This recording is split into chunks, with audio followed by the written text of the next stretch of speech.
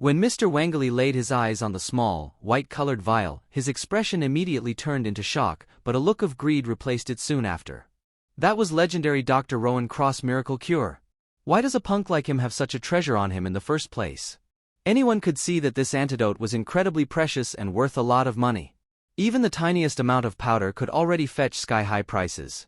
It was no wonder that the punk could act so cocky, and that was all because he was in possession of hexanavir.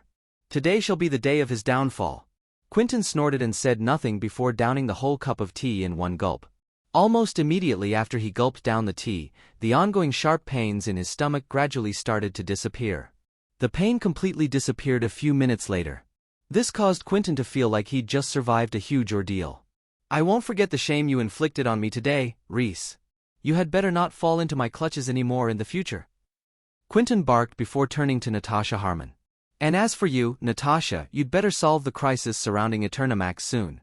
Else, don't blame me if I report you to the board." The moment he finished barking, Quentin left the room in a haggard state. "You'll definitely regret everything you did today, young man." Mr. Wangley grunted before turning to chase after Quentin. Did he know who Quentin was? How could a puny doctor like him humiliate him like that?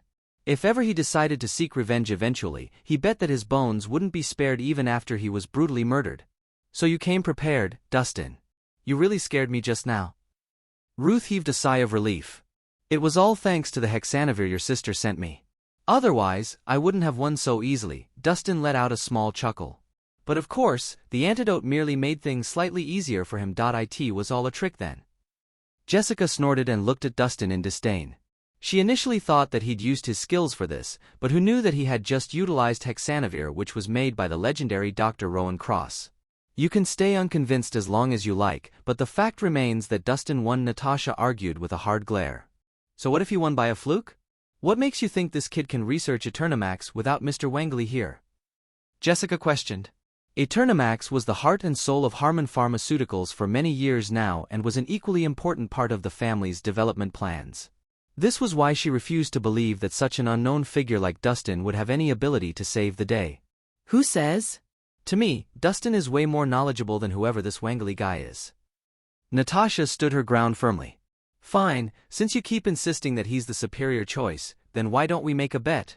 If he can develop Eternamax from scratch, I'll take it as he's passed the test. Otherwise, I'll have him resign from his post immediately to make way for the others." Jessica roared, clearly enraged. "I have no qualms with that," Natasha said, refusing to give way. Whether he would be able to do it or not was a separate matter. She couldn't back down now. "Rhys, you punk! You'd better not let my daughter down."